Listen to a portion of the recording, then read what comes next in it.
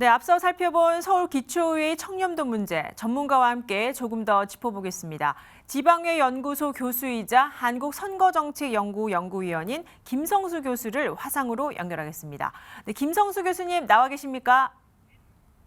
예, 반갑습니다. 저 김성수입니다. 네, 반갑습니다. 앞서 기사에서 보셨겠지만 이 지방의회, 특히 서울 기초의회의 청렴도가 상대적으로 낮은 편에 속합니다. 서울의 일부 기초의회는 가장 낮은 등급을 받기도 했는데 네, 이런 성적표가 나온 이유 뭐라고 분석할 수 있을까요? 네, 우선 지방 의원들은 있지 않습니까? 가장 많은 주민들하고 접촉이 있습니다. 그리고 주민들로부터 가장 많은 청탁성 민원이라든가 공익적인 민원을 많이 받게 됩니다.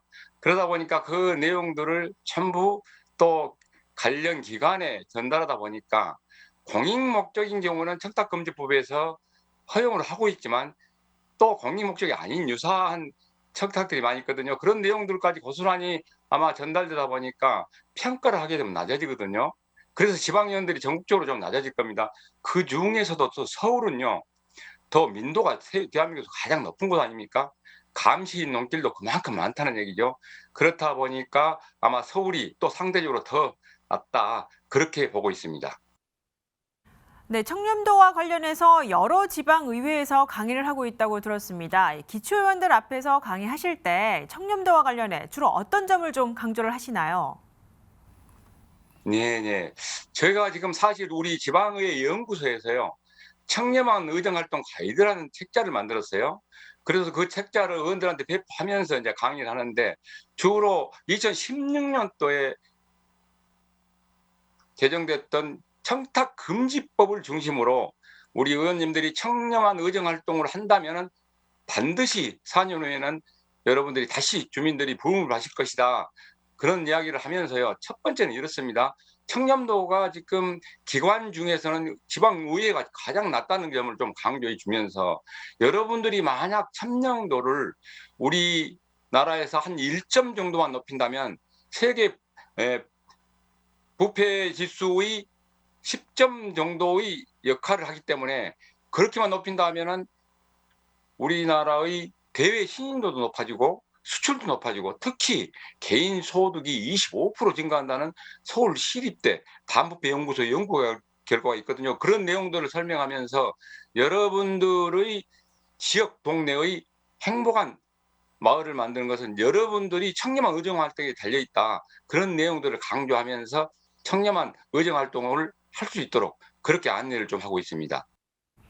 네, 그렇군요. 이 청렴도 평가의 문제점 가운데 또 하나가 사후 관리가 없다는 겁니다. 네, 이 부분을 개선하기 위해서는 사후 관리가 부실한 점 어떻게 보시고 또 어떤 대안들이 좀 마련돼야 한다고 분석을 하셨는지요?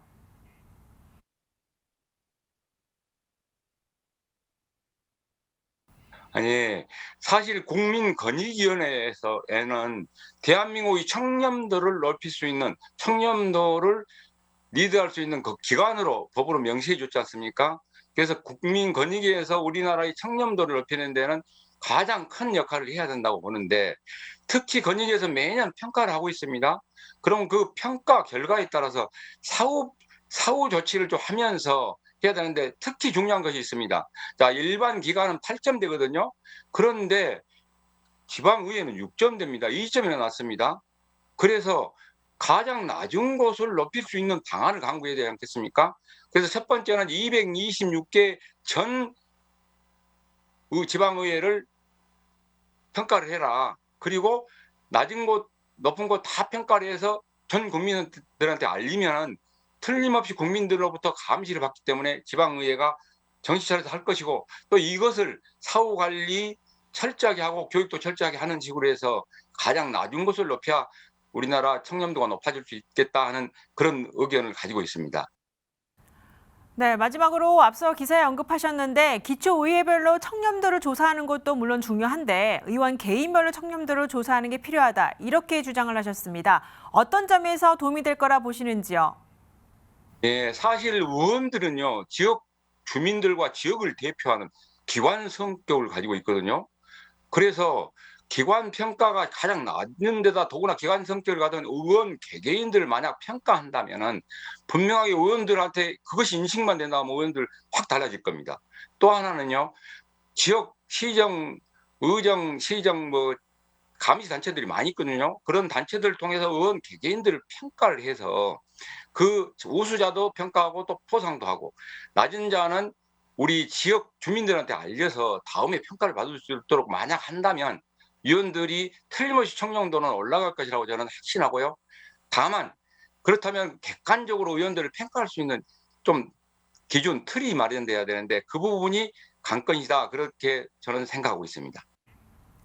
네, 여기까지 듣겠습니다. 네, 지금까지 김성수 교수와 서울기초의회 청렴도가 낮은 이유 그리고 해결 방안 등에 대해 이야기 나눠봤습니다. 오늘 말씀 고맙습니다. 네, 감사합니다.